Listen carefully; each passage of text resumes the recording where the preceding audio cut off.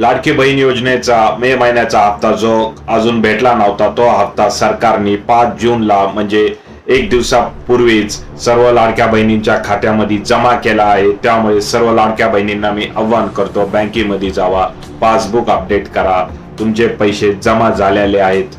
आधार card link bank खात्यामध्ये हे पैसे 2 दिवसापूर्वीच जमा झालेले आहे, अशी माहिती महिला व बाल कल्याण विकास मंत्री आदित्यताई तटकरे यांनी आपल्या ट्विटर अकाउंटवर दिली आहे. त्याचबरोबर ज्या लाडक्या बहिणींच्या खात्यामध्ये पैसे जमा होत नाही, तुम्ही समजून घ्या, तुम्ही अपात्र झाले आहे, असाच त्याचा अर्थ होतो. त्याचबरोबर काही लाडक्या बहिणींच्या खात्यात फक्त 500 रुपये जमा झाले आहेत, कारण या लाडक्या बहिणींनी इतर जे सरकारी योजना आहे, नमो शेतकरी, त्या योजनेचाही लाभ यांना भेटत आहे. त्यांना फक्त 500 रुपये भेटतील.